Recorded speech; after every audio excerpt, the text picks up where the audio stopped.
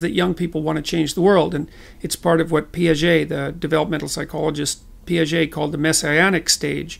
And there's some real utility in that, because we're social creatures, and as we construct ourselves and formulate ourselves and bring our own character into being, predicated on our biological platform, our biological being, we also simultaneously have to adjust to integrate with and negotiate with society, which sometimes needs to be changed. The structure of society has to be preserved, but it has to be updated and improved as it moves forward. And so part of the problem is how to update and improve it without doing that so rapidly that you destroy everything of any value.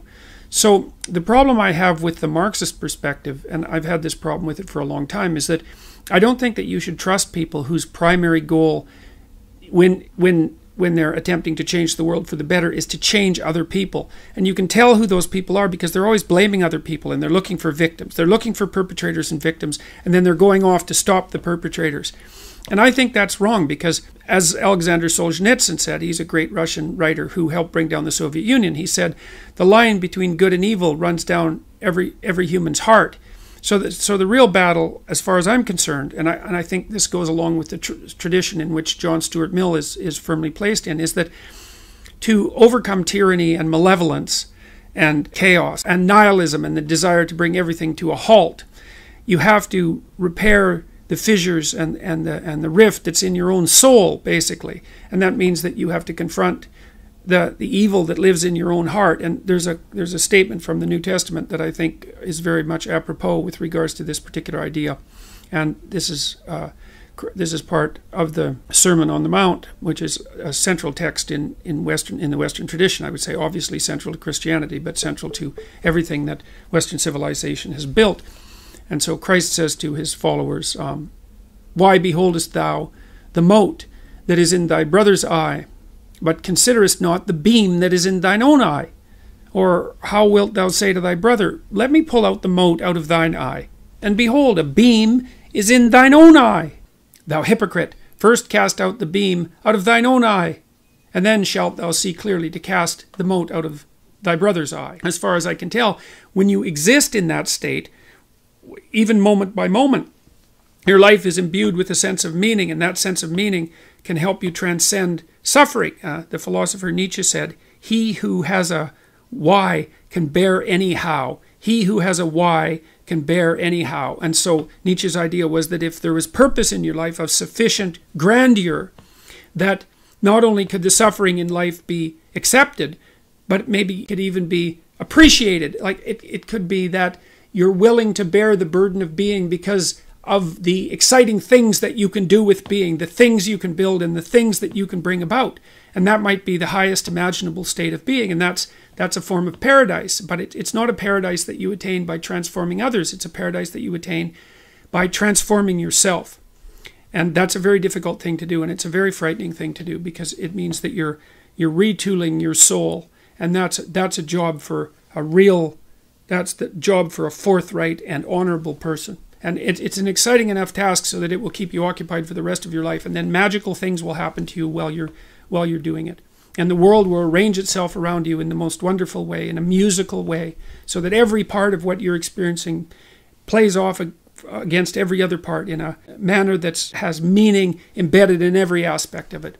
Once you orient yourself, then you have an obligation, I would say an obligation to the development of your soul, to speak the truth. You have to be oriented properly, though, because the truth is something that exists in service to an ideal of sorts. Then you can imagine that you could use your language two ways. You can use your language to manipulate the world and to extract from it what you want. So, for example, maybe you go out on a date with someone and you decide that the end goal of the date is to have a sexual partner for the night, and then you can craft your language to manipulate the person into providing you with what you want. And that's like an instrumental use of language.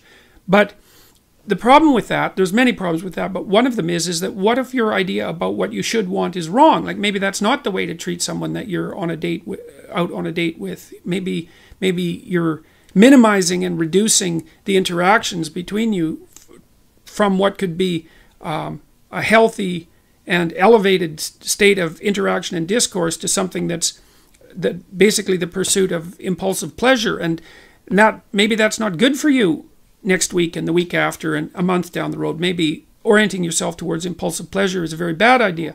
Perhaps orienting your language towards the gathering of impulsive pleasure is a misuse of your highest gift, the gift of logos, the gift of communication. The alternative is to orient yourself towards the highest good, as we already described, and then speak the truth. And you can tell when you're doing that or you can tell when you're not doing that, because if you're not telling the truth, if you're using someone else's words, you're being manipulated in a sense by forces that are behind the scenes. You're not using your own words. You're the puppet of an ideology or another thinker or your own impulsive desires.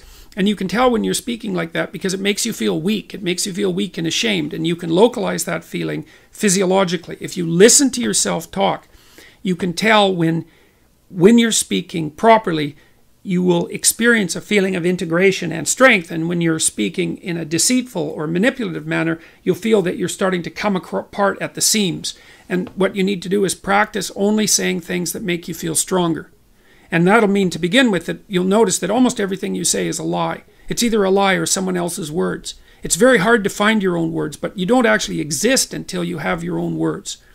So then you try to teach yourself how to speak your own truth, and you listen to other people while you're doing that, because they can help you shape and correct your words. They'll react to them badly if you formulate your ideas badly, and if you listen and pay attention, then you can learn to formulate your words more and more clearly and accurately, and that makes you more and more powerful. It gives you more and more authority, which is the beneficial form of power. Okay, so you do that, and then you have to make a decision of faith, and that's basically, well, that you can either use your language to manipulate the world and make it do what you want, or you can use your language to try to articulate the truth as carefully as you possibly can, and then you can see what happens. You have to let go of your desire for the consequences that you want. You have to assume that if you speak the truth, the results are the best that is possible under the circumstances. And so it's an exciting way of living in some sense. It's like continually walking off a cliff, because you don't know what's going to happen next if all you do is say what you think. And maybe you're at work and you say what you think and you get fired and you think, oh my God, that's a terrible catastrophe. But maybe it's not, because maybe if you're working somewhere and you have to lie to maintain your job, maybe you shouldn't be there. Maybe it's deadening your soul and damaging you in some permanent manner and making you corrupt. And so you have to orient yourself. You have to speak the truth as carefully as you can. You have to listen to others so that you correct your speech.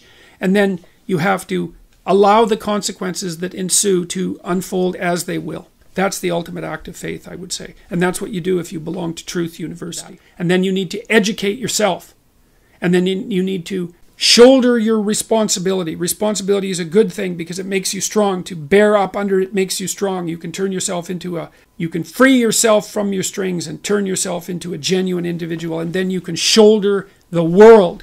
And then you're in a position to make change. As a person like that, your mere being will change the world in a positive direction. And that's what you should be aiming for. So read the books that I put up on my site and do the future authoring program. And that will improve your life dramatically. And that's how you can change the world.